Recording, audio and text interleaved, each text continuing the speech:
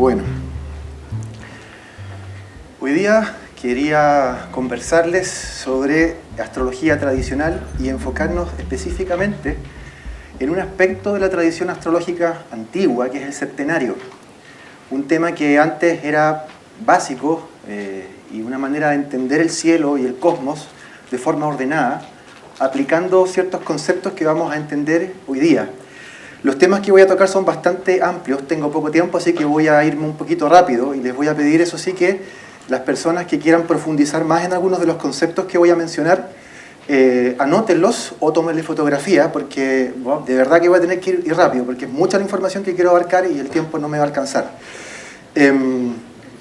Bueno, si los astrólogos queremos saber quiénes somos, primero tenemos que saber de dónde venimos.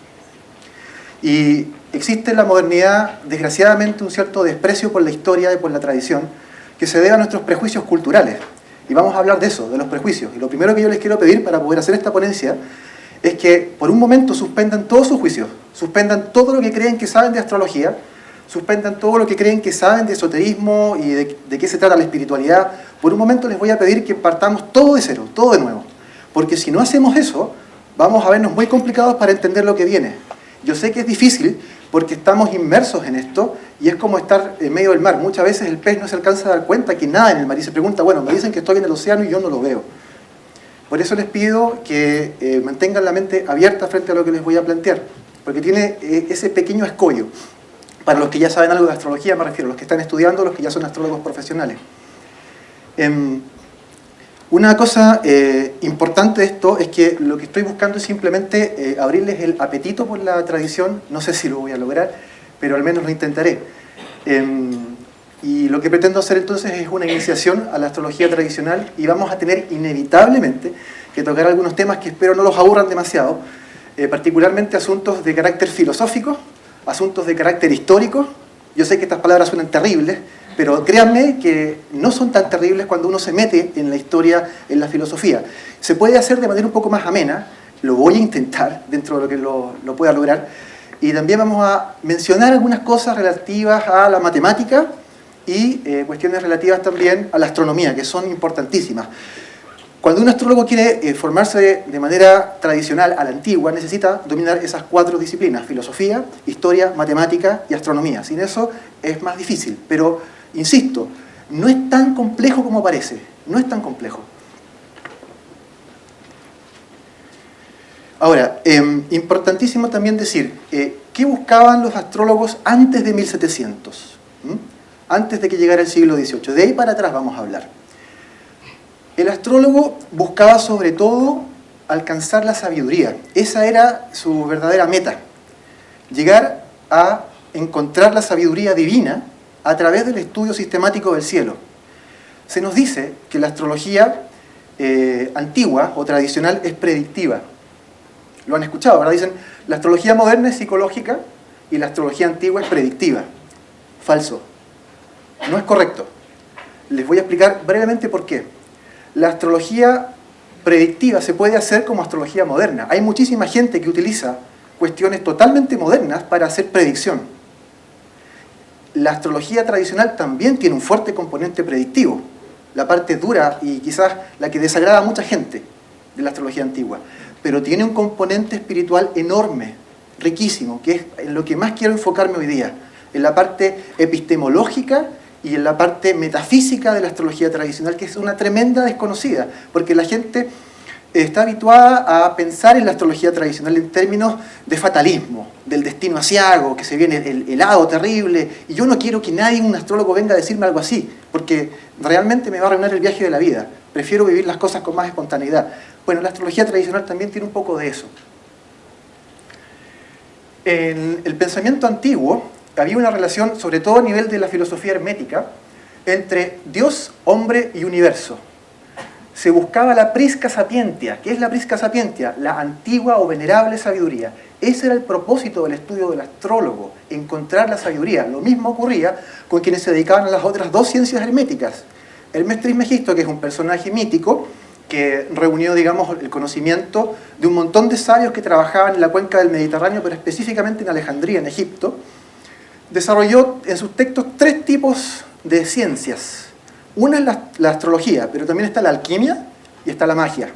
Estas tres juntos son los pilares en los que se sostiene todo el edificio del esoterismo tradicional de Occidente, y son los pilares de nuestra cultura y de nuestra alma como civilización. Entonces, la astrología en particular busca la sabiduría a través de encontrar una relación entre el alma y el destino que está impreso en esa alma. Y esto, como les decía, tiene que ver con nuestras raíces, con la fundación misma de Occidente y con lo que nosotros hemos heredado. Los astrólogos son hijos de una larguísima tradición filosófica y espiritual, y tenemos ancestros. Hoy día está bastante de moda honrar a los ancestros. Hay ancestrología, constelaciones familiares, hay varias vías por las cuales se trata de honrar a quienes ya no están presentes, pero forman parte de nuestro árbol, de nuestra genealogía, de nuestras raíces. ¿Cómo es posible entonces que los astrólogos no honren la memoria, los conocimientos, la herencia espiritual, metafísica, técnica, matemática, historia, de nuestros antecesores, de nuestros ancestros? De Guido Bonatti, de William Lilly, de Maureen de Villefranche, y más atrás, de Abu Mashar, de Mashallah, de Al-Kindi, Al-Biruni. ¿Cómo es posible que nadie conozca estos nombres? Cuando a veces me ocurre que consulto con gente que está estudiando astrología y nunca le han enseñado estos personajes tan importantes, nuestros ancestros, Dios mío. Es importantísimo conocerlos. Las raíces y la identidad espiritual están allí. Ahora, ¿por qué les pedí al principio que abriesen la mente? Nosotros vivimos insertos en este océano que decía al principio que los peces no detectan, y ese océano se llama un paradigma. Un paradigma es una manera de pensar general, es una cosmovisión, una manera de ver las cosas. Y a partir de todo paradigma se derivan luego las teorías, y a partir de las teorías las prácticas o las técnicas. No es buena idea conocer la técnica astrológica sin comprender la teoría primero que está detrás. Y no es buena idea conocer la teoría sin haberse referido primero al paradigma que lo sustenta. Y la pregunta es, ¿qué paradigma se está enseñando hoy día a las personas que aprenden astrología? De la corriente que sea. Kármica, draconiana, evolutiva, junguiana. ¿Cuál es el paradigma de fondo? Lo que estoy nombrando, estas corrientes que nombré son teorías. Están al nivel de la teoría. Pero todas tienen en común algo, el mismo paradigma. ¿Cuál es ese paradigma? ¿A alguien se le ocurre? El paradigma de la modernidad. En eso estamos. La gente antes de 1700, sobre todo en el Renacimiento, en la Edad Media y en el periodo helenístico, y en el periodo clásico griego también, tenía una visión que estaba basada, estamos hablando de Occidente, ¿verdad?, en el neoplatonismo, el aristotelismo y en la hermética. Y esa visión fue borrada del universo porque llegó el mecanicismo cartesiano. Apareció Galileo Galilei, Copérnico, el sistema heliocéntrico, apareció la revolución científica, y con eso empezamos a cuestionar los fundamentos filosóficos y el paradigma desde el que trabajaban las ciencias tradicionales, como la astrología. Y eso la cambió completamente, y apareció algo que se llama cientificismo. Teoría según la cual los únicos conocimientos válidos son los que se adquieren mediante las ciencias positivas. Nada puede ser cierto si no ha pasado primero por el filtro de la ciencia. Y ustedes ven, métanse en las redes sociales, ¿y qué se van a encontrar siempre? Se van a encontrar con que la NASA dijo tal cosa, científicos aseguran esta otra, un nuevo estudio prueba no sé qué cosa. Siempre tiene que pasar por el filtro del cientificismo. Y por eso, en las universidades al día de hoy no se puede enseñar astrología. Está proscrita, está prohibida, porque no pertenece al orden científico. ¿Se entiende? Luego tenemos la hegemonía cultural, que se refiere a cuando ciertas percepciones, creencias, ideas, supuestos, explicaciones y valores son considerados como estándar de validez universal y son impuestos a todo el mundo. Esas visiones, hegemonía cultural, cientificismo, conforman el paradigma desde el que nosotros pensamos, sentimos y actuamos sin darnos cuenta. De manera que, para poder hacer astrología tradicional y comprenderla, es necesario un cambio de paradigma. Esa es la principal dificultad. No está en la técnica, no está en la matemática, no está en la historia, no está ahí. Está en el problema de cambio de paradigma. Ahora, ¿qué paradigma tenían los antiguos? El número como realidad última y trascendente. ¿Se acuerdan de Pitágoras? ¿Del colegio? Bueno, ¿qué enseñaba Pitágoras en la escuela de Crotona, donde tenía a sus discípulos? Les enseñaba que toda esta realidad es una gran matrix, es una fantasía, lo que los hindúes llaman el maya. Y detrás de eso habían ciertos entes que eran reales, no nosotros, los números. Está la naturaleza, la materia, sometida al tiempo y al destino. Encima venían los daimones, que son los semidioses, son así como los ángeles, lo mismo que los ángeles en la tradición cristiana o judía. Encima de los daimones están los dioses, que ahí vienen a ser como los arcángeles, las potestades, los tronos divinos que están en la Kabbalah. Y encima de los dioses ya venían los números. Y los números son el principio raíz metafísico, el origen de todo cuanto existe, porque los números, decía Pitágoras, y luego esto lo repite Platón, los números son la realidad última y son la firma de Dios en la naturaleza. Cuando ustedes buscan el número phi o el número pi por todas partes y van viendo patrones, los Fibonacci, ¿qué es lo que se encuentran? Matemática, la firma de Dios en el universo. Por eso la matemática es bellísima, se los aseguro. Siempre hay una fobia frente a la matemática, pero cuando uno se mete a estudiarla, realmente es una maravilla, se los prometo. Es una maravilla si aprendes a mirar la matemática con estos otros ojos, como lo enseñaba Pitágoras, no como lo enseñaba ese viejo rancio que teníamos en el colegio. Ahora, digo entonces que es la firma de Dios porque es un lenguaje sagrado. Y la astrología era una función de la matemática. ¿Sabían lo que estudiaba el astrólogo antiguo antes de ser astrólogo? Estudiaba matemáticas. Es lo mismo que pasa ahora cuando alguien quiere ser astrónomo. Tiene que estudiar primero física, ¿verdad? Sin física no puede ser astrónomo. Antiguamente no se podía ser astrólogo sin matemática. ¿Pero cuál matemática estudiaba? Pues esta de la que les estoy hablando, la matemática sagrada. Y de la matemática se deriva una función que Pitágoras descubrió. Las ratios musicales. Las proporciones dentro del largo de una cuerda que, acortándola de manera matemática, con fracciones precisas, producen una escala musical armónica que suena hermosa. Pero si ustedes cortan la cuerda en cualquier parte, sin esa proporción matemática, va a sonar una cacofonía, algo horrible. Recuerden por favor esto que les estoy diciendo porque lo vamos a usar enseguida. La música de las esferas. Pitágoras decía que los astros, al moverse a través del éter, empujaban este éter generando verdaderas ondas, como un oleaje cósmico. Y a nosotros nos llegaba esa radiación musical, porque ese empuje, ustedes saben, el sonido es aire empujado, son ondas en el aire, empujaba las ondas del éter y producía música, música celestial. A eso le llamó la armonía de las esferas. ¿Cuántas notas tiene nuestra escala musical? ¿Alguien que lo diga? Son 7, ¿verdad? Recuerden ese número, porque lo vamos a usar mucho. Esta ponencia se llama el septenario hermético. La doctrina metafísica de las esferas era el universo geocéntrico que tenían los antiguos. ¿En qué consistía el universo geocéntrico? Está la Tierra al medio y alrededor hay 7 esferas concéntricas rodeando a la Tierra. Son esferas de cristal, esferas celestes. Y ahí están colgadas las estrellas móviles que ellos llamaban planetas. Planeta viene del griego planetes, que significa errante. ¿Por qué? Porque si ustedes salen al campo, no ven los anillos de Saturno, ¿verdad? Lo que ven es una estrella. Pero esa estrella se mueve a lo largo del tiempo contra el fondo de las estrellas fijas, de las que hablaba Elías en su ponencia, que hoy día las vamos a tener que mencionar de nuevo. Ese cosmos geocéntrico producía esto, lo que ven en el monito. Está la Tierra al centro, ¿verdad? Con el agua. Luego la atmósfera alrededor. Está en francés, dice l'air. Y después viene una esfera de fuego, que es donde caen los meteoros, las famosas estrellas fugaces. ¿Lo han visto? A mí me ha tocado verlo 2 veces. Bólidos de fuego. Lo he visto 2 veces y son impresionantes. Y encima ya vienen las esferas planetarias, que siguen un orden. Ahí lo ven. Primero la Luna, luego Mercurio, luego Venus, luego el Sol, luego Marte, Júpiter, Saturno. Y encima hay una 8ª esfera que es muy importante, la esfera de las estrellas fijas. En la doctrina metafísica platónica y hermética se dice que las almas de ustedes están hechas de luz. ¿Pero de qué luz? No la luz de este foco. Está hecha de la luz de las estrellas. Y esa luz de las estrellas vino a caer en una desgracia. y a encarnarse en un cuerpo de animal.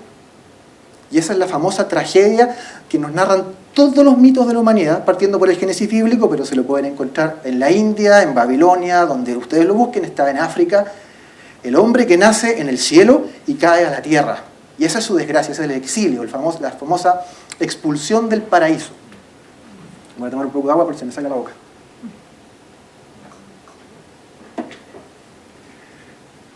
Entonces, ¿qué nos dice Platón en un libro que les recomiendo mucho? El diálogo famoso El Timeo.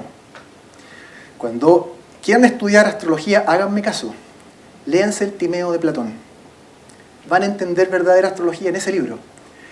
Y ahí está esta cita, dice: el tiempo es la imagen móvil de la eternidad, fluyendo a través del número. Díganme que eso no es poesía. Pero al mismo tiempo, ¿saben qué? Es filosofía. No es tan terrible. Este es el famoso grabado del astrónomo de Albert Dürer, el famoso durero. Este grabado lo hizo en el año 1500 exactamente. Y fíjense, en el año 1500 todavía existía la astrología tradicional. Era la que se practicaba universalmente. Está sentado en una cátedra, así se llama ese tipo de asientos. De ahí viene la palabra catedral, donde se sienta el obispo. ¿Y qué es lo que hay detrás en el respaldo? Fíjense, están lo mismo que les mostré recién. Las 7 esferas celestes, ahí están los glifos planetarios. La luna está tapada porque le queda aquí en el trasero, pero suben, ¿no? Y encima la octava esfera de las estrellas fijas con el zodiaco, lo ven allá arriba. Ahora, ¿cómo nos llegó a nosotros toda esta cosmovisión? Desde los griegos dicen, llegó directamente. Mentira, no nos llegó directo, nos llegó a través de los árabes. Si no fuera por los musulmanes, estamos fritos, todavía no estamos tirando tomates y matando unos a otros. En Europa, al menos. La gente recibió el conocimiento y la erudición, la matemática, a través de la cultura árabe. Pero antes de los árabes hubo un pueblo al que yo hoy día le quiero hacer un pequeño homenaje, porque es muy desconocido, y que jugó un papel clave, fundamental, en el traspaso de la astrología.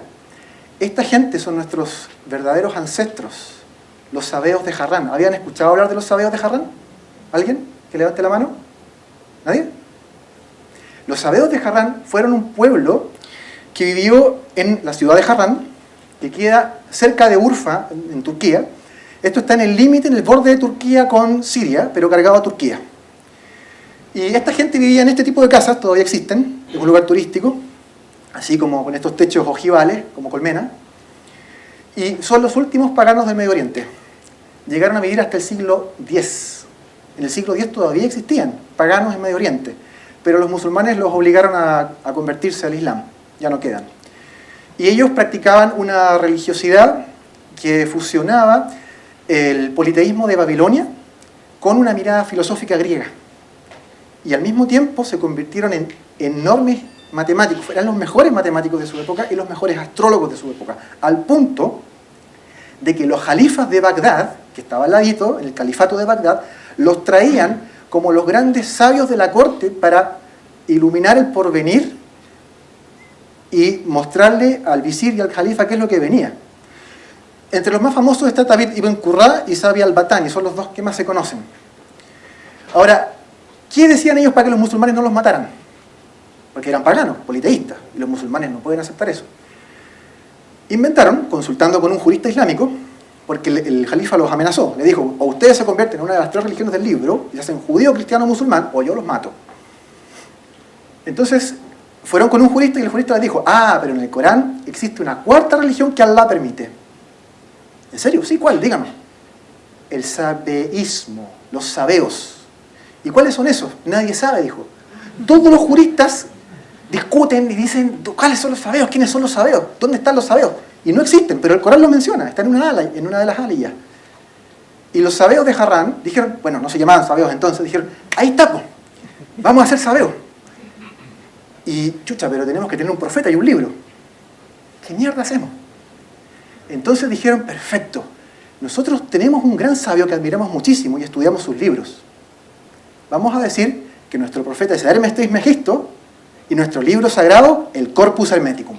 Otro libro que tienen que leerse, el Corpus Hermeticum.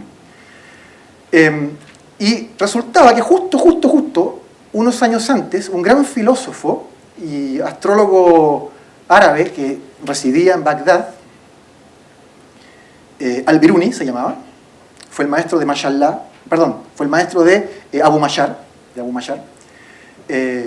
había dicho en un estudio filosófico profundo que Hermes Trismegisto en realidad era el Idris que menciona, el profeta Idris que se menciona en el Corán, que equivale a nuestro Enoc, que está en el Antiguo Testamento como Enoc.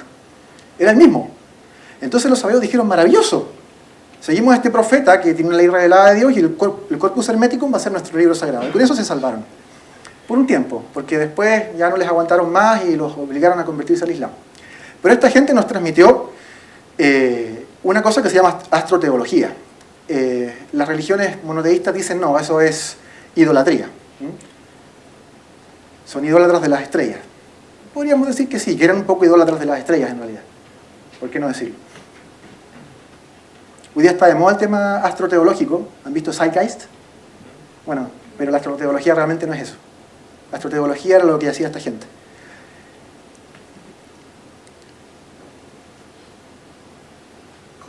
¿Qué aportaron?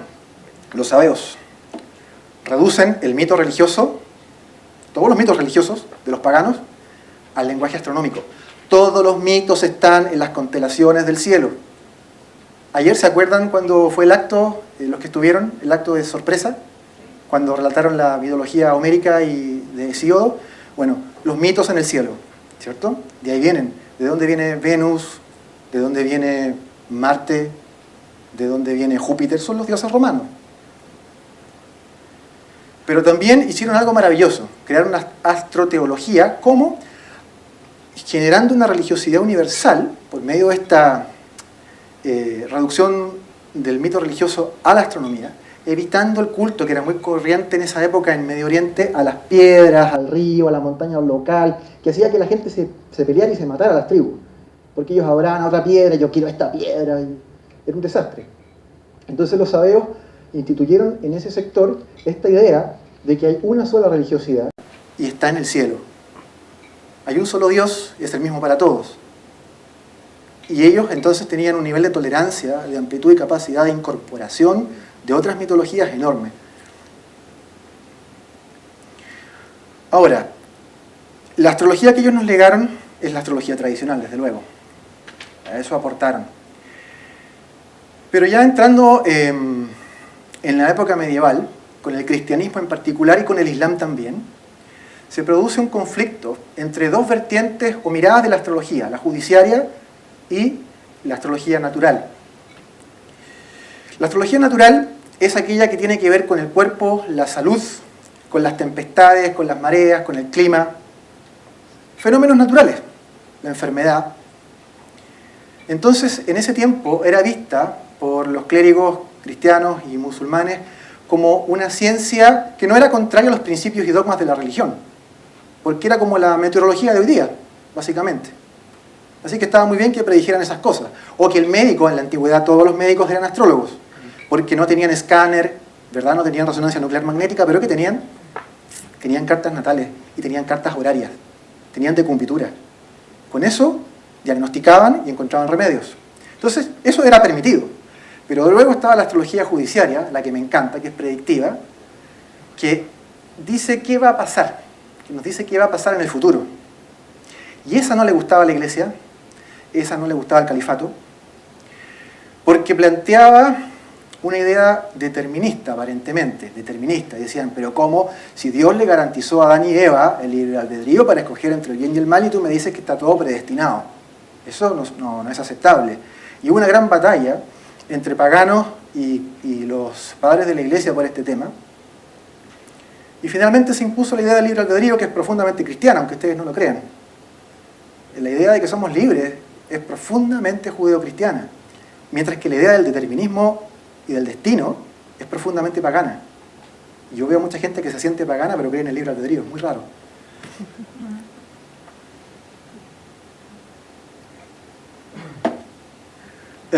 Bueno, ese viejo conflicto se traslada a la modernidad. El conflicto entre astrología psicológica, que es la nueva forma de astrología natural, versus astrología predictiva. Y aquí estoy ya yéndome más allá que solo lo tradicional, ¿eh? Incluyo los modernos que hacen predictiva con Urano, Neptuno, Plutón, Quirón y lo que sea. Ahora, las viejas acusaciones que se hacían contra la astrología judiciaria, en particular, era que era una astrología fatalista, contraria a los dogmas de la fe, y que era herética. Las acusaciones que yo he escuchado y que he leído también mucho son que la astrología tradicional hoy día es fatalista también, es obsoleta y es dañina para el consultante. Quiero plantearles la siguiente posibilidad. ¿Qué pasa si el destino, el fatum, de ahí viene fatal, lo fatalista, es el de ser alguien como David Beckham? ¿Les parece fatalista? ¿Qué pasa si el destino es tener una tremenda salud y una mujer que te ama, una familia feliz, bien constituida? ¿Qué pasa si el destino es convertirte en alguien como Martin Luther King o como Mahatma Gandhi? El destino existe, pero no siempre es terrible e insoportable, no siempre es una maldición. En la vida existen muchas cosas bellas, muchas maravillas y muchos milagros que los vemos todos los días, y son fruto del destino. No se olviden de eso, porque la idea que circula es que el destino, la idea de la existencia del destino es algo terrible, siempre va a ser terrible, no es cierto. Pero tengan también presente una segunda cosa. El destino siempre interactúa con el libre albedrío. Tenemos un porcentaje de libre albedrío, es evidente. Yo escogí qué me quería poner hoy día. Yo escogí qué quería desayunar. Yo escogí a mi mujer que está sentada por ahí. Pero el destino igual me la puso adelante porque me dio dos opciones. Yo no tengo 15 pares de zapatos, tengo 3 pares de zapatos. Tuve que escoger con lo que tenía. Escogí yo, pero a partir de unas opciones que están limitadas por lo que está predestinado. Yo quiero ir a conocer Grecia, pero no tengo el dinero.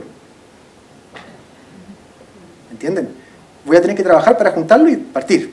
Entonces el destino me limita. Y yo tengo el libre albedrío de trabajar para romper ese destino, ¿sí? Y entonces hacerme verdaderamente libre.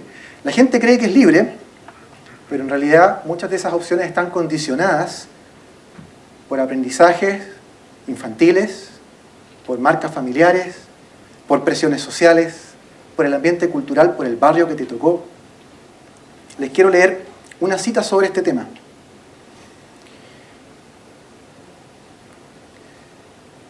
Porfirio, filósofo neoplatónico, siglo III, dice: feliz es aquel que, habiendo aprendido la trama de su horóscopo, de la carta natal, conoce a su ángel guardián, llegando a liberarse del destino. Esa es la misión que tiene la astrología tradicional. Mostrarle a las personas cuáles son los barrotes de su cárcel, pero además decirle qué trampa puede hacer para escaparse de la cárcel. Ese es el valor que tiene. Ahora, una frase que está tomada del Centiloquio de Ptolomeo, el famoso Claudio Ptolomeo, maestro de astrólogos, dice: el que sabe puede evitar numerosos sucesos de los astros, pues habiendo conocido su naturaleza, podrá prepararse a sí mismo antes de que lleguen. O sea, la astrología tradicional te dice cómo hacer trampa, te dice dónde está la puerta de salida. No te condena y te dice: ah, tú vas a enfermarte, vas a ser pobre, tu mujer te va a dejar y tu vida será miserable. No, no es así. Te dice qué hacer para que eso no te pase, por dónde caminar, por dónde soplan los vientos para que tú, como capitán de tu barco, dirijas tus velas y aproveches ese viento para impulsarte donde tú quieres ir. Se trata de una lucha por la libertad.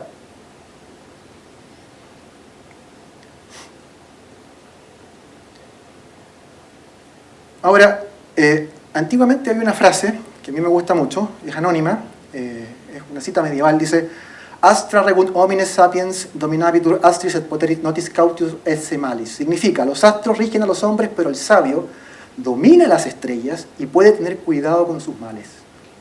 De nuevo está la idea de que frente a la predicción, tú lo que tienes que hacer es tomar precauciones. Si el meteorólogo nos dice que mañana va a llover fuerte, ¿qué hacemos nosotros? ¿Nos echamos a llorar? No, sacamos las botas, el paraguas, ¿verdad? Tapamos los agujeros de la techumbre y nos preparamos. Y ya está. Eso no puede ser dañino para un consultante, ¿verdad? Eso no es obsoleto. ¿Cuáles son los 4 pilares de la astrología tradicional? Horaria es la primera, electiva el segundo, natal y mundana. La astrología horaria, para los que no la hayan oído, es usar las estrellas del momento, los planetas del momento, geolocalizados a la hora exacta a la que el astrólogo recibe y comprende una pregunta de un consultante. Es como el tarot, muy parecido. Y es la forma más sencilla, rápida y en la antigüedad la más practicada de la astrología.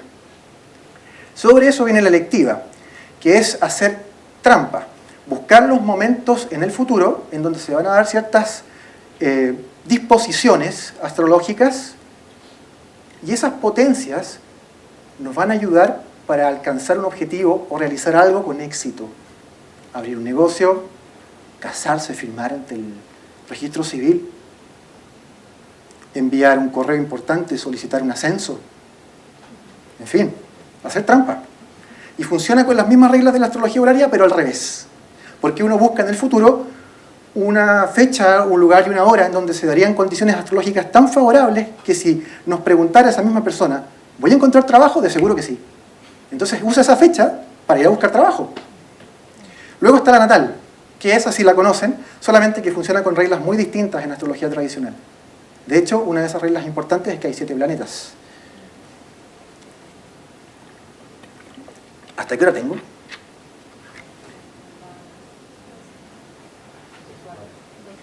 ¿Llevo media hora? Sí, llevo media hora. Ya, estamos bien. Y luego tenemos la astrología mundana. Aquí tenemos a una persona que sabe muchísimo de mundana y les recomiendo que vayan hoy día a su ponencia. Adolfo, que está sentado allá, el peladito igual que yo. No se la pierdan, por favor. Porque la astrología mundana es la más compleja de todas, es la rama más difícil, hay que revisar muchísimas cartas juntas, y es la que nos habla sobre los eventos globales, a nivel político, a nivel religioso, a nivel cultural. Es el destino que se imprime sobre las naciones y los pueblos. Imagínense qué herramienta más poderosa es esa. Los reyes usaban eso. En las batallas, planificar la guerra.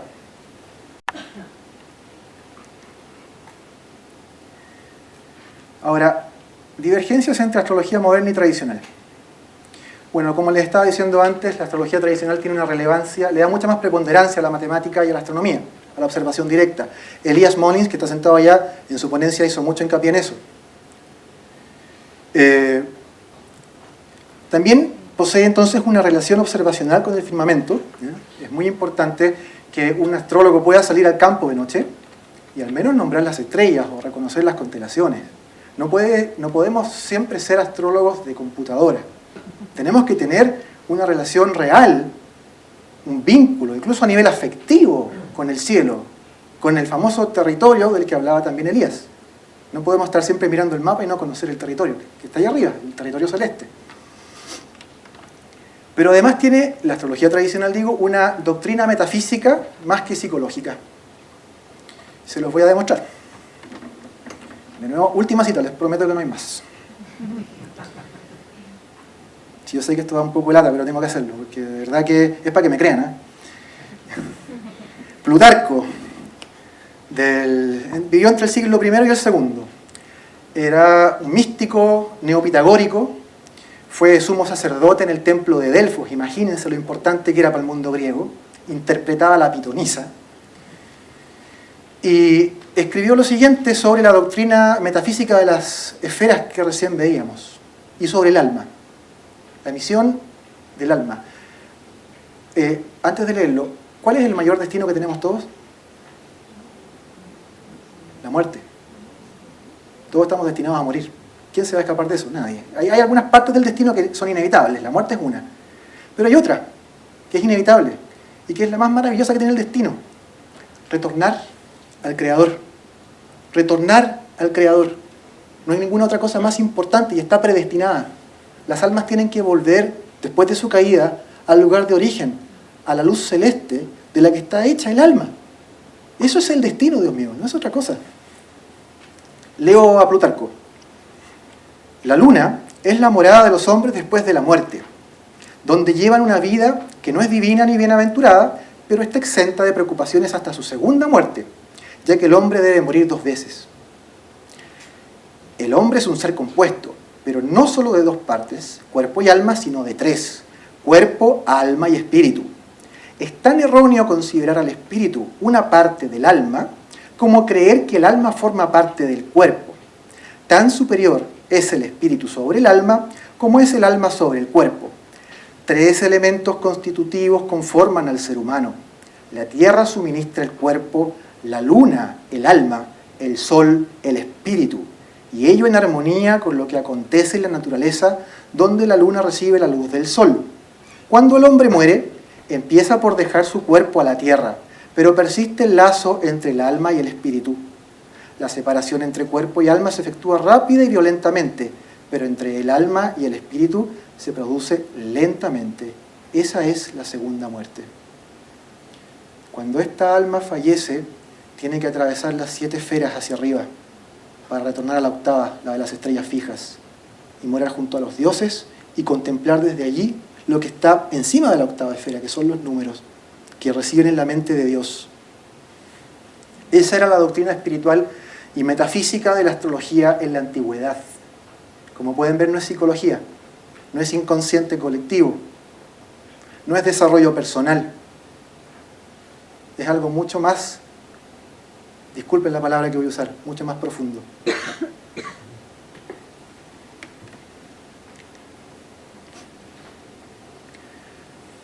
Otras divergencias importantes. El paradigma, evidente, lo hemos estado conversando hasta ahora, y eso influye en la interpretación. Si tú tienes otro paradigma, la interpretación que haces de las cartas astrales es otra, es distinta. Y yo insisto, se puede conocer muy bien la técnica antigua. Hoy día, de hecho, hay un gran rescate, John Frawley, Susan Ward, hay gente como Chris Brennan, hay otro trabajo, Benjamin Dykes, rescate de la técnica dura, de la astrología clásica. Pero si no se cambia el paradigma, claro, tú usas la técnica, pero cuando te toque interpretar, vas a seguir interpretando como moderno, desde el paradigma que tenemos hoy día. Yo sé que esto es un desafío, porque obviamente esa interpretación a la antigua tiene que traspasarse al lenguaje moderno.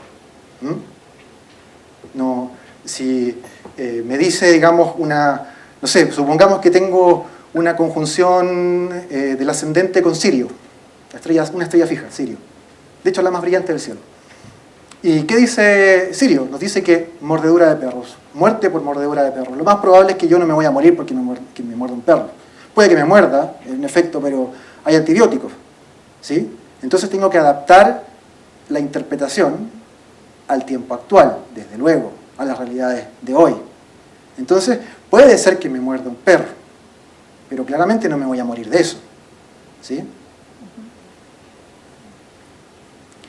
La domificación. Hay sistemas nuevos, como el topocéntrico o el Koch, que están de moda. Los antiguos usaban sistemas distintos de domificación. El sistema de casas, eso es la domificación, ¿sí? Las 12 casas. Yo uso el Alcabitus, que es un sistema árabe, antiguo, pero hay otros. El Regiomontanus es bastante bueno. El Plácidos también es bastante bueno. Es renacentista, es un buen sistema y es bastante común. Pero es un sistema antiguo, como del 1600 y tanto. Los orbes, esto es muy importante, no se me puede olvidar mencionar esto, los orbes planetarios. La astrología moderna y los softwares de astrología moderna, por defecto, traen los orbes para los aspectos, y no, los orbes son para los planetas. La gente dice, bueno, tenemos un aura, yo tengo un aura, ustedes tienen un aura, y esa aura irradia hacia una cierta distancia y luego ya no. Ese es mi orbe. Y si yo estoy acá, Adolfo está allá, y yo me acerco, de repente nuestros orbes se van a tocar. Y si yo sumo esas 2 distancias y la divido por 2, eso se llama moiety. ¿Sí? Y si yo me alejo, ya no hay conjunción entre nosotros. Pero, ¿quién tiene entonces el aura, el orbe? ¿Él y yo o nuestra separación? ¿Dónde está? Obviamente los cuerpos tienen una aura. Las distancias angulares no. De allí que los antiguos entendieran que los orbes eran para planetas. Y son orbes específicos, ¿no? Siguiendo la doctrina de las esferas, vamos bajando, ¿no es cierto? Saturno tiene 9, Júpiter tiene 9, Marte tiene 8, luego tenemos al Sol que va con 15, tenemos a Venus y a Mercurio que van con 7 y la Luna que tiene 12. Y esos son para ellos, no para los aspectos que forman. Luego tenemos las partes aráricas, fundamentales. Se dice que hay muchas que son espurias, puede ser, sí, pero hay algunas que realmente son relevantes, sobre todo las 7 partes herméticas de la astrología helenística. Son muy útiles. Y generalmente el astrólogo moderno solamente utiliza una o dos. La parte de fortuna es la más típica. Por cierto, la parte de fortuna hay que dar la vuelta en las natividades de secta nocturna. Los programas, los software no lo hacen, muchos. Hay software, por supuesto, que sí lo hace, pero no todos, hay que fijarse en esas cosas. Dignidades y debilidades. Aquí vamos a detenernos un momento. Las dignidades y debilidades esenciales son fundamentales para entender de qué humor está un planeta cuando entra en un signo, sale de un signo, o entra en un cierto grado, o en un rango de grados zodiacales. Marte a veces está furioso y violento, y otras veces está valiente, es guerrero, es protector. Depende de dónde está situado. Y eso lo determinan las dignidades y debilidades. Y para poder hacer el trabajo predictivo se usan reglas y protocolos que están preestablecidos por la tradición. Y finalmente, lo más importante, como una divergencia entre la astrología tradicional y la moderna, los 7 planetas, evidente, el septenario tradicional.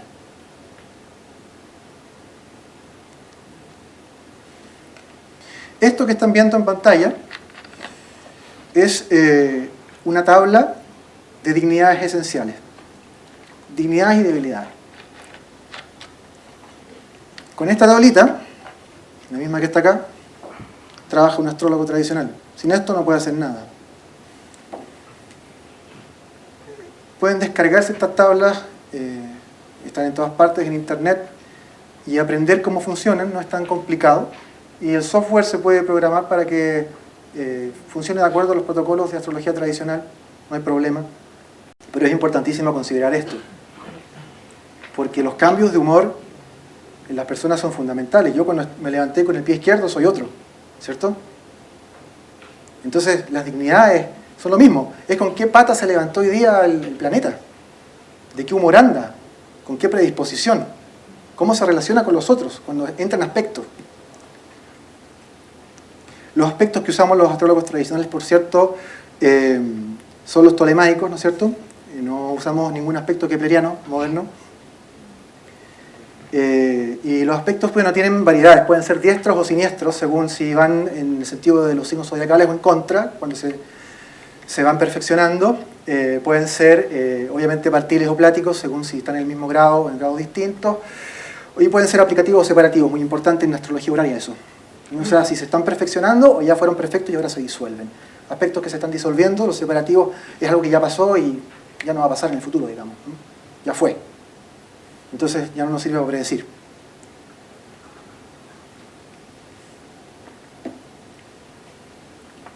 Entonces, también aparte de las dignidades esenciales están lo que se llaman los estados terrestres, o como le llama Marín de Villefranc, la determinación local. Y es que según en qué casa cae, con quién se aspecta, qué es lo que está haciendo ese planeta. O sea, primero nos dice la dignidad, o estado zodiacal le llaman también, de qué humor está. Y luego la determinación local nos dice, pero desde ese humor, ¿qué es lo que va a hacer? ¿Sí? Afecta a nuestro dinero, a nuestra salud, a nuestra pareja, a nuestras amistades, a nuestro trabajo, a nuestras mascotas. Porque incluso se puede ver temas de mascota en una carta, ¿no? Hay de todo ahí.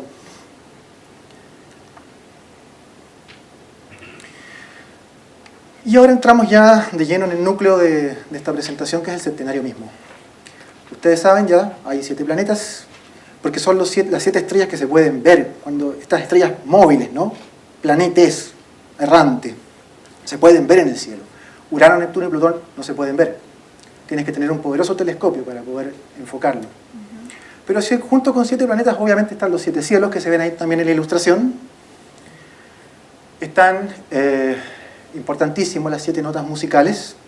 Recordemos a Pitágoras y la armonía de las esferas. Están los 7 colores del arco iris. Están los 7 días de la semana y de la creación en el Génesis. Están los 7 arcángeles que rigen cada una de las 7 esferas planetarias. Para cada planeta tradicional hay un arcángel. y hay una hueste angélica que lo custodia. Hay un genio planetario también, entonces se usa en magia. Los astrólogos que nos metemos un poquito en esos aspectos de talismanes y magia para hacer trampita, se usan los nombres divinos.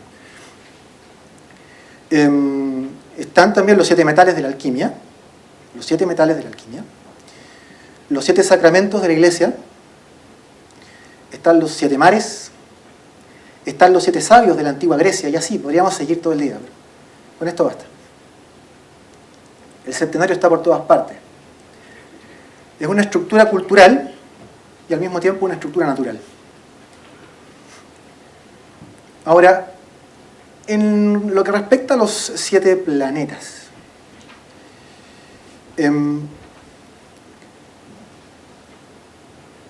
Guido Bonatti, en el Liber Astronomiae, le llama esto la esencia de los planetas, le llama el esse en latín.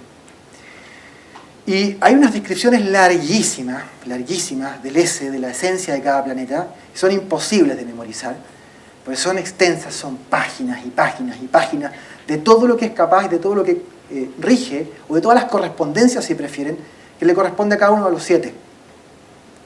Yo aquí hice un resumen, pero así ya esencial, ¿ya?, para poder transmitirlo en un par de minutos nada más, de cada una de las potencias o fuerzas que representa cada uno de los planetas del septenario. Y estos planetas del septenario son emanaciones de Dios. Son los 7 espíritus de Dios que se emanan desde el uno divino, desde lo indiferenciado, y a partir de ahí lo indiferenciado del uno se especifica en 7 fuerzas, en 7 colores, en 7 notas musicales, etcétera, etcétera, pero también en 7 planetas. Saturno, partimos por la esfera más alta, también está ahí en el diseño, ¿no?, la estrella fija. Esto está tomado de una ilustración basada en la Divina Comedia de Dante Alighieri. Ahí está la famosa montaña de ascenso, el infierno, el purgatorio y el paraíso, que sube. Y el paraíso va a través de las 7 esferas planetarias. Entonces, bueno, Saturno es el poder de contracción, lo que comprime, limita. Júpiter es lo contrario, la expansión, lo que desarrolla, la magnanimidad. Luego Marte, que es la separación, lo que corta, como un escalpelo, como un bisturí. El Sol es la magnificencia, es la realeza. Venus, la atracción, el eros. Mercurio, la adaptación, el ingenio, la astucia. La Luna, la generación, el poder reproductivo, la nutrición. Y con eso, usando esta tablita, se puede hacer de todo. Sumemos a eso estrellas fijas, partes arábigas, la diferenciación entre los aspectos. Se puede hacer mucho. Es como en el minimalismo. Menos es más. Pero hablemos de más. Hablemos de que más es más. Estos son planetoides transplutonianos que se han descubierto recientemente en nuestro mismo sistema solar. No están todos, por cierto, y salen unos poquitos. Ahí, por ejemplo, falta Sedna, falta Quaoar, pero está Haumea, Eris, está Makemake. Le pusieron nombres de divinidades hawaianas, muy extraños. Son excentricidades de la NASA.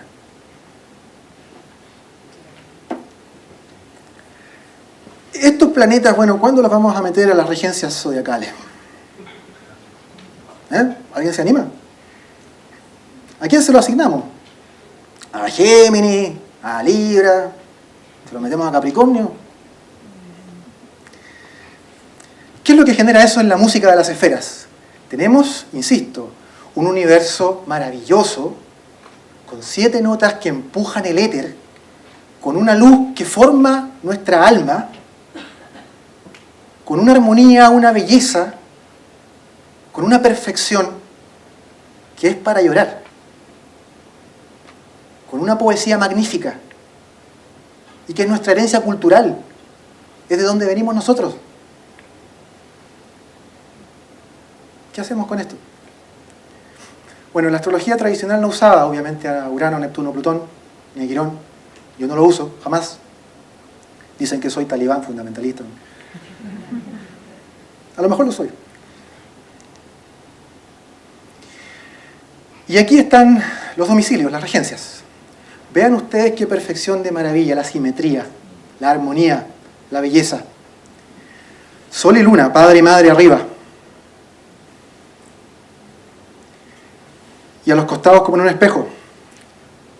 Las regencias como corresponden. Mercurio, Venus, Marte, Júpiter, Saturno. El septenario en el zodiaco. Armonía, belleza, perfección, orden, música.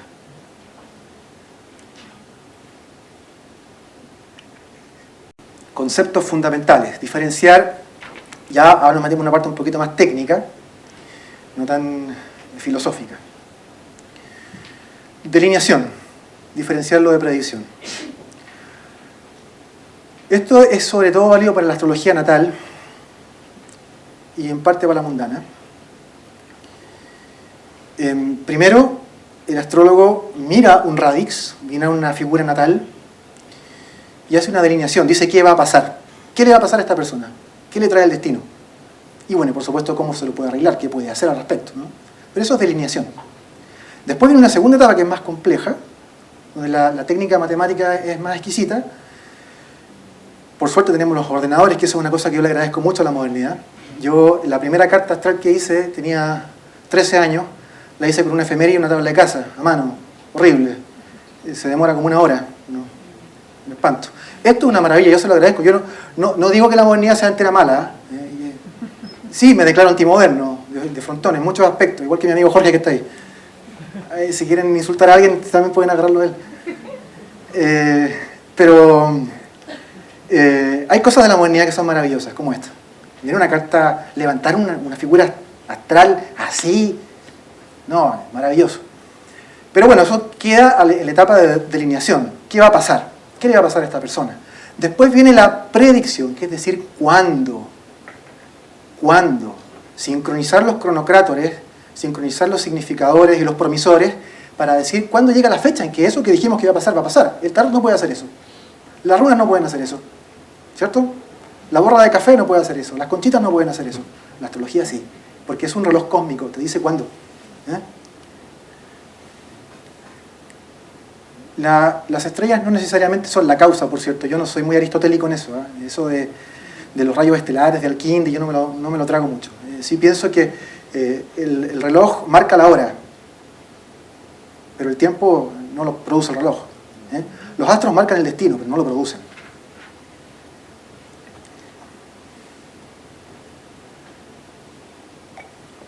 Bueno, la mayoría de las consultas en astrología tradicional se pueden resolver por la vía de la astrología horaria. ¿Cierto? Lo que les comentaba, me hacen una pregunta y me dicen, me está engañando mi marido. Y yo veo la hora a la que me han preguntado y levanto la carta para el lugar en que yo estoy, con esa hora. Y ahí respondo, sí, no, con quién, cómo, cuándo, dónde. Pero luego hay preguntas que son más generales, más complejas, que son por temática, que requieren un análisis más profundo, y ahí está la natal. Y ya en lo predictivo, las técnicas matemáticas más ricas para decir cuándo, hay varias, pero aquí puse algunas que son las principales, puse 8. La afesis, que ahora le llaman zodiacal releasing, no sé por qué esa ciutiquería inglesa, pero se llaman afesis, ese es el nombre original en griego que tienen. Luego las firdarias, que son una técnica de origen persa, maravillosa, me encanta la firdaria. Las direcciones primarias, que eso es una técnica muy fina, se requiere haber rectificado muy bien un radix para poder usarla, o sea, tienes que tener la hora natal, pero exactísima, si no, no funciona. Las profecciones, o atasires, del cual hay solo uno, le mando un saludo a Tito Maciá. Hay solo uno, y es un año por signo. Está la revolución solar, que la conocen, la revolución lunar, que especifica cuándo van a pasar ciertas cosas de la revolución solar. La progresión secundaria, que ya es una técnica un poquito más moderna, porque es del Renacimiento, es media tardía, pero todavía funciona siempre y cuando se use como método para corroborar lo que ya vimos a través de la dirección primaria. No se puede pasar a una progresión secundaria sin haber visto primero una dirección primaria. Y lo mismo, los famosos tránsitos van al final, que en realidad se llaman ingresos, ese es el nombre que les correspondía en la antigüedad. Los ingresos son la técnica, de nuevo, solamente como de contraste, para cuando ya vimos Todas las anteriores, bueno, para estar bien seguro de lo que estamos diciendo, miramos recién un tránsito, al final. Así se hacía en la antigüedad. ¿Ya? ¿Y por qué puse la lectiva al fondo? Porque cuando ya vimos qué es lo que va a pasar, podemos escoger momentos para hacer trampa. Si usted tiene un destino hacia algo, bueno, búsquese una carta en el futuro en donde puede hacer ciertas cosillas, como los talismanes astrológicos, como cierta magia, en donde se pueden desviar o potenciar ciertas influencias para que le peguen mejor.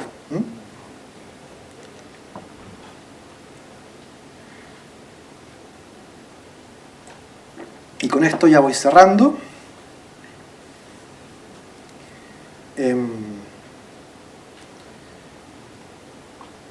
¿Cómo le llamaban los antiguos a las cartas? Radix, exacto. Raíz significa en latín, raíz. Bueno, es bien simple. Por ejemplo, una carta natal es la raíz, el mapa celeste que hace de raíz, para después ver otros mapas más adelante, por ejemplo, usando estas direcciones o progresiones a partir de esa raíz. Se le aplica matemática y se modifica esa raíz y se va avanzando por el tronco hasta las ramas. Pero yo quería insistir en lo importante del concepto de raíz. También, cuando miramos un radix, estamos mirando nuestra raíz en el cielo. De dónde venimos y hacia dónde vamos. Y los astrólogos tienen que tener claridad en eso. Porque si solamente se están fijando en los asuntos psicológicos del sujeto, está muy bien, está muy bien. Yo, de hecho, soy psicólogo clínico, de profesión también. Y hago psicoterapia hace 10 años ya. Y trabajo con eso. Y sé lo importante que es lo psíquico, lo emocional. Soy absolutamente consciente a nivel profesional de la relevancia que eso tiene. Yo no lo puedo negar. Lo que estoy diciendo es que también no nos tenemos que olvidar de lo importante que es el mundo objetivo. De que la realidad también existe. No todos son proyecciones. No todo son arquetipos del inconsciente. No todo es psicológico. La realidad también está allá afuera. ¿Cierto? El jueves me vine a juntar al almuerzo con Elías. Almorzamos, pasamos una tarde muy agradable. Era la primera vez que nos conocíamos en persona. Y me devolví a Viña del Mar. Había dejado mi auto estacionado en el subterráneo del terminal de buses de Viña del Mar. Allá vivo yo. Pagué los 6.000 pesos que me cobra la protección de mi automóvil. Pero yo sabía una cosa. Ese día estaba en una firdaria nefasta, dentro de un periodo de firdaria nefasta, que coincidía con una progresión secundaria de Saturno retrógrado metido en conjunción partil con mi Saturno natal en la casa séptima en Libra. Antiguamente la casa séptima, entre otras cosas, el matrimonio, ¿no es cierto?, los socios, los enemigos conocidos, ponía ahí también a los ladrones. Pueden creer que me han roto la chapa, me abollaron la puerta, me robaron la radio, me arañaron el panel frontal del auto.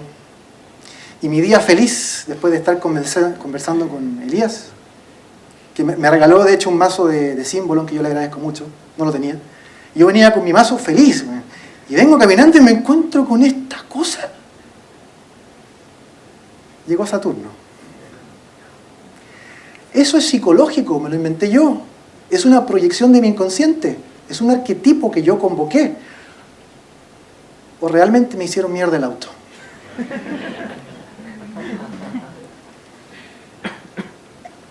Insisto, no estoy negando la psicología, soy psicólogo, se los repito. Estoy diciendo que la realidad existe. Estoy diciendo que si yo ahora le doy una patada en la cabeza a alguien, le va a doler porque la patada es real, no porque se lo esté imaginando, porque es una fantasía de su inconsciente. Entonces tenemos que volver a la raíz, a la astrología antigua. Tenemos que conocerla. A lo mejor no la vamos a practicar, pero al menos conocerla. Para no estar hablando pavadas de repente. Porque yo conozco gente que habla pavadas contra la astrología tradicional, porque no la conoce. porque no se ha tomado el tiempo de estudiar los clásicos. Y eso es una deficiencia gravísima. Pero bueno, volviendo a algo un poco más positivo. Ahí hay una palabrilla en griego. Dice anamnesis. Y es una palabra hermosa que usa Platón en sus diálogos. La usa mucho en el Timeo, de hecho. Significa recordar. Hacer memoria. ¿Recordar qué? ¿Hacer memoria de qué? Al menos de dos cosas en el contexto de la astrología. Hacer memoria y honra a nuestros ancestros, a lo que nos legaron nuestros abuelos, a la sabiduría, a la prisca sapientia de esa gente. No despreciar, porque nos creemos modernos, que la sabemos todas, que ahora sí tenemos ciencia, ahora tenemos ordenadores. Los antiguos no sabían nada, pobre gente, fatalista. Honrar la memoria de nuestros ancestros, astrólogos. Anamnesis, recordar. Recordar de dónde venimos como astrólogos. Y la segunda, recordar de dónde venimos nosotros como seres humanos. Más allá de la esfera de Saturno, pero hoy día condenados a vivir en la región sublunar, condenados a las miserias de un cuerpo animal, que tiene que ser alimentado, que necesita sexo, que necesita sueño, que se estresa, que se enferma, que se muere. Nosotros que éramos dioses inmortales, hechos de pura luz de las estrellas, ahora humillados a esto. Tenemos que recordar de dónde venimos.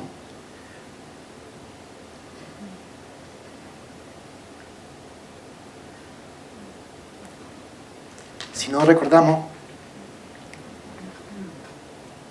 nos vamos a perder en esto.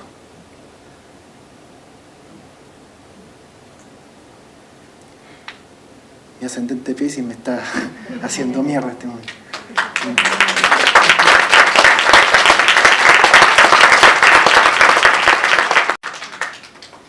Finalmente, para cerrar, la relación entre el macrocosmos y el microcosmos es lo que he tratado de transmitirles. Nosotros tenemos dentro las 7 esferas, tenemos los 7 planetas, tenemos la luz de las estrellas.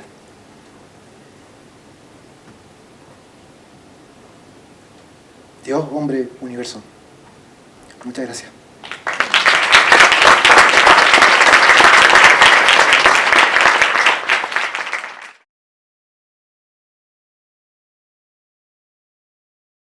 Pablo, hola. Yo quería hacer un comentario, digamos, para compartir un poco, también compartirlo contigo. A lo mejor tú podrías decirme algo al respecto de esto. Tú hablabas de recordar el destino como de volver a las estrellas también. Ajá. ¿Ya? Y también cada planeta tiene una nota musical. Por ejemplo, Mercurio lo rige la nota Fa. Cuando encontraron o descubrieron, mejor dicho, los planetas transpersonales, por ejemplo, Urano vibra en la nota Fa una octava superior a Mercurio. Correcto. Entonces, a mí me sugiere, con lo que dijiste de recordar ese destino hacia arriba, justamente que a medida que aparezcan planetas que vibren una octava mayor, al ser una frecuencia más corta y más liviana, ayuda a esta ascensión a nivel macrocosmos, de volver a un origen. Para mí tiene sentido que Mercurio esté una octava más bajo que Urano, por ciertas características que se le asignan de aire. Me hacen, por ejemplo, Escorpión, regido por Plutón y por Marte, que también están por la misma nota, pero por una octava. A modo como de compartirlo como idea y todo, más allá de si los planetas transpersonales o no están fuera o no del tema, me refiero como un tema de vibración de notas y de que quizás también hay otros planetas que también comparten otras notas, asimismo con planetas del origen o de los antiguos, y que quizás sería bueno tomarlo como una cosa de ascensión global ya a nivel más macrocosmo planetaria. No sé, es como una idea que tengo, me hace sentido, Me dio mucho sentido, yo andaba con esto dando vuelta y me dio mucho sentido cuando comentaste eso del segundo destino. Claro. Que te agradezco también la información porque me pareció brillante, así que, no sé, a modo de compartirlo y no sé qué puedes decirnos tú o Mira, eso. El planeta Urano tiene un nombre muy bonito, ¿cierto? Urano es el dios del cielo, el dios de la esfera, de la octava, donde están las estrellas fijas. Entonces la función de Urano realmente, en ese sentido que lo estás planteando tú, es la función de las estrellas fijas, de esa esfera, de la octava. Hace como de último escalón, antes de Dios, antes de llegar a la divinidad, antes de la fusión total, antes del nirvana budista o del moksha hindú, antes del Rigpa. Entonces, Urano en ese sentido podría perfectamente ser utilizado a nivel simbólico. El problema es que cuando lo metes a nivel técnico te deja la embarrada porque se pierde la armonía y la simetría, ¿sí? Y yo consiento en que las personas, si lo quieren hacer así, puedan usar Urano, Neptuno, Plutón como estrellas fijas. Lo utilizo porque pertenecen a esa esfera, a la octava. Y así se mantiene la armonía. Pero no tienen regencia alguna, ninguna, o exaltación.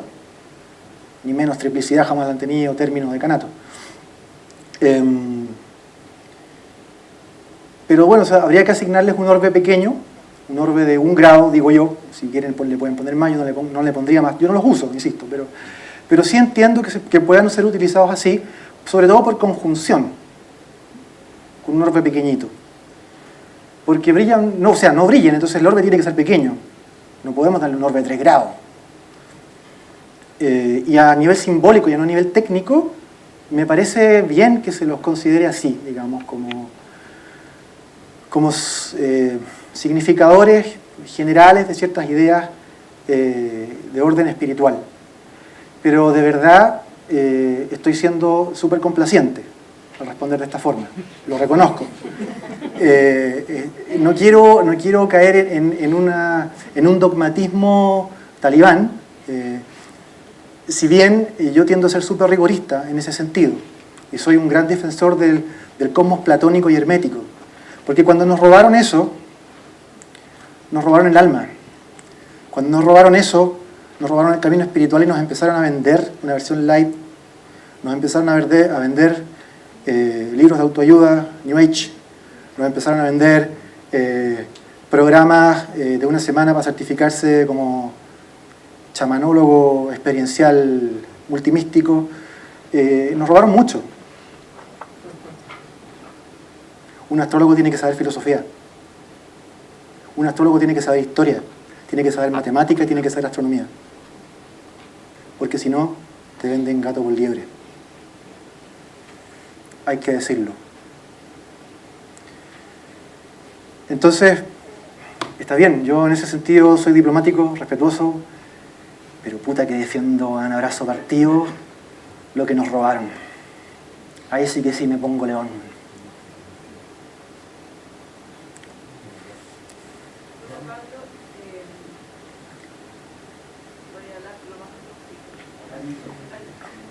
Sí, me voy a parar para escucharte mejor, por si acaso, y para verte.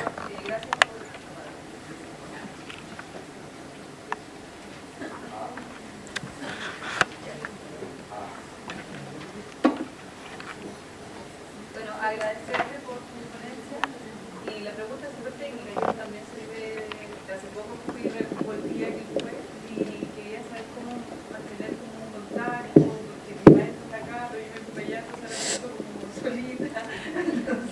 Mira, hay una vía súper sencilla.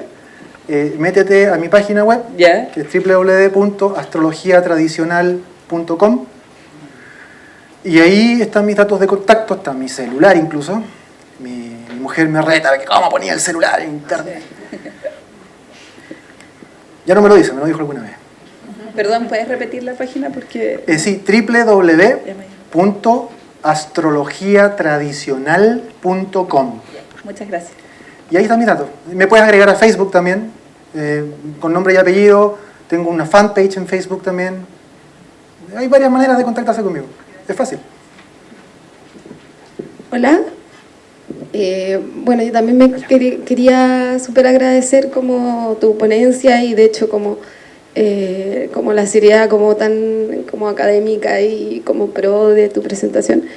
Y bueno, también quería agradecer que planteara ahí como esta idea como del capitalismo cultural y un poco de reflexionar también sobre como los riesgos de promover a veces como una visión extremadamente constructivista como de la realidad que depende de estado psicológico. Entonces eso está bien, lo agradezco. Creo que también pasa como este ejercicio por mirar la astrología tradicional, como por descolonizar algunas de las visiones que tenemos sobre el ejercicio de la astrología, que por lo que podemos ver tiene una tradición como cultural muy rica. Pero en ese sentido, como que por un lado también hay lo que tú llamas robado, también fue robado como desde este mismo continente, y también existe el desafío como de hacer un diálogo sin devorarse esos saberes, como para no transformarlo en productos como culturales, como tú bien dices, como chamanista y todo. Pero en realidad mi pregunta tiene que ver con esta, digamos, resistencia, y que es también súper válida, que tiene respecto a los planetas que están más allá del sistema que se observó en la antigüedad. Y lo pregunto porque también quizás la incorporación de estos planetas que están más allá de la estrella fija nos obliga a pensar nuestra realidad más allá del sistema solar. No sé qué piensas de eso, porque claro, efectivamente el septenario refiere a fenómenos que observamos desde la Tierra, desde nuestro sistema solar. ¿Qué pasa con incluir, qué pasa si hay otros mundos que tienen otros números, por ejemplo? Claro. Mira, una buena manera de mirarlo es pensar que este universo copernicano, este universo más mecanicista y moderno, el universo de la NASA, es una descripción muy buena, muy fina, matemáticamente exacta del universo físico, de la materia. Esto. Lo que les presenté no es una descripción del universo físico, es una descripción muy fina, también matemática, del universo espiritual. Es un mapa del universo espiritual, de lo invisible, no solamente de la luz que nos llega a las estrellas, sino lo que ésta significa a nivel realmente arquetípico. ¿Ya? Ahí estoy usando arquetipos no en el sentido junguiano, sino arquetipo en el sentido platónico, original. Es decir, ideas divinas, matrices divinas en la mente de Dios. Y sobre esas ideas divinas en la mente de Dios, y sobre el anima mundi, que es donde se plasman, es como el útero cósmico, donde se plasman esas ideas, de eso nos habla el mapa de la astrología tradicional. Es un mapa de lo espiritual, de lo invisible, de lo metafísico. La NASA nos habla de la materia, nos habla de unas rocas gigantes ahí suspendidas, regidas por la gravedad, nos habla de los fotones, nos habla ahora último de los bosones de Higgs, de los aceleradores de partículas, nos habla de eso, los ladrillos de la materia, y nos describe eso. Pero esto también es parte de la gran naturaleza del universo. Desde luego. También nos puede traer verdades que no necesariamente van en contra de esta esencia que está descrita en la astrología tradicional, con todo el respeto a eso. Yo estoy absolutamente de acuerdo contigo, Vanessa, pero con una precisión solamente que hacer, y es que ese diálogo, ¿ya?, es un diálogo injusto. Te explico por qué. ¿Qué hicieron los conquistadores en general? Mejor no meterme en temas políticos, porque si no puedo salir arañado. Pero bueno, ¿qué hacen los conquistadores, cuando los fuertes, cuando llegan donde el débil? Y dicen, vamos a conversar, weón, ¿ah? ¿Qué hacen? Le sacan la chucha. Entonces, ¿qué hace la ciencia hoy día cuando dialoga con la astrología tradicional? Cuando dialoga con la alquimia, los químicos. Hablen con un químico de alquimia. Hablen de astrología con un astrónomo. Hablen de magia con un filósofo moderno. Ahí está el honorar de verdad. Si hay un diálogo justo, con igualdad y respeto, maravilloso. Yo estoy de acuerdo, soy el primero, yo me pongo, me ofrezco.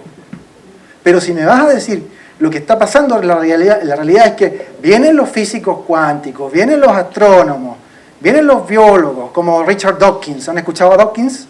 Por favor, vean a Richard Dawkins, ateo, materialista, consumado, es un tipo pero intolerante absoluto, y dice que Dios y la religión son veneno y tiene programas documentales, lo financian ONG, una cosa tremenda. Bueno, con esas personas no se puede dialogar, evidentemente, porque ellos tienen el cientificismo en la cabeza. La única manera de explicar la realidad es la ciencia positiva, con su método, ¿cierto? Todo lo demás es mentira, es charlatanería, es brujería, son tonterías, imaginación. Entonces no puede haber un diálogo frente a eso. Pero sí, las porciones del universo que nos van expandiendo la ciencia nos enriquecen. Nos enriquecen. Lo que no nos enriquece es la prepotencia. Una pregunta volviendo atrás. Cuando dijiste que había una muerte del alma, Sí. después venía el espíritu, desde la concepción antigua, tradicional, ¿me puedes explicar la diferencia entre el alma y el espíritu? Súper buena pregunta. Estamos aquí usando el lenguaje de Plutarco, que era al que cité. En algunas fuentes filosóficas se da vuelta, hay que tener ojo con eso. Porque de repente alma y espíritu, depende del autor si lo usa el par arriba o abajo, lo van dando vueltas. Pero en la tradición occidental es más común poner el alma encima del espíritu. El espíritu sería una realidad intermedia, pero como Plutarco lo usa es al revés. ¿Ya? Entonces vamos a usarlo como lo dijo Plutarco, para entenderlo en el contexto de la cita. El cuerpo, partamos por ahí, la base fundamental, pero es, digamos, la parte densa y mortal. Después, encima está el alma, que vendría a ocupar el lugar de lo psíquico, lo psicológico. El nivel psíquico, el nivel intermedio. Y por eso, cuando hacemos una astrología psicológica, estamos hablando del nivel intermedio. Y yo he visto mucha gente que dice que hace astrología espiritual. Yo no tengo nada que ver con esas cosas predictivas, que va. Esto es espiritual, porque es junguiano. Tienen un problema ahí. Ken Wilber habla de la falacia pretrans. Está muy relacionado ese tema con esto. Confundir lo espiritual con lo psíquico. No son lo mismo. Lo psíquico pertenece al alma. Y el espíritu que está encima es lo espiritual, te lo dice la palabra. Espíritu es lo espiritual. ¿Cómo se decía alma en griego? Psique. De ahí viene psicología. El alma, la psique, es lo intermedio, lo psíquico, lo emocional, nuestro ego, nuestros procesos internos. Y ahí trabaja el desarrollo personal. Ahí trabaja la autoayuda. Ahí trabaja la psicoterapia también. Pero es un proceso intermedio. No es lo espiritual. Porque lo espiritual está encima. Y nuestros cuerpos son distintos, ¿verdad? Nos vemos diferentes, altura, color, peso. El alma también, porque tiene características. Tiene marcas, tiene un carácter. Pero el espíritu tuyo y el espíritu mío son idénticos, como dos gotas de agua. ¿Sabes por qué? Porque vienen del mismo océano. Las aguas superiores de las que habla el Génesis. ¿Te acuerdas que el Génesis dice, y al principio Dios dividió las aguas arriba y abajo? Bueno, salgan al campo en la noche. Miren arriba. Van a ver un montón de puntitos luminosos, pero entre medio van a ver otra cosa. Van a ver un río. Lechoso, la Vía Láctea. En la doctrina platónica se enseña que cuando el alma asciende por las 7 esferas y llega a la octava, navega un río. Y a través de ese río se remonta hacia el paraíso. Este río es la Vía Láctea. ¿Sí? Y quienes hacen eso son aquellos que han matado su alma. Y ahora son puro espíritu. Y se pueden reintegrar a la divinidad. Porque ya no dicen yo o tú. Yo soy así. Yo tengo mi ascendente aquí, mi sol acá y mi luna allá. Entienden que esas son tus barreras. Son los barrotes de tu cárcel. Son los muros que te constriñen y te dejan atado acá. Con una identidad, con un nombre, con unos deseos. Mientras que el espíritu que está encima es indiferenciado. No reconoce características. Lo único que reconoce es conciencia pura. Lo único que reconoce es la identidad con el Creador. Ahora estas palabras que estoy usando, díganme que no suenan añejas. Dios, Creador, Génesis. Nosotros tenemos una herencia cultural que hemos despreciado. hay que recuperarla, porque las respuestas a preguntas tan buenas como la tuya están ahí. Pero la gente no sé, prefiere la era de Cartole.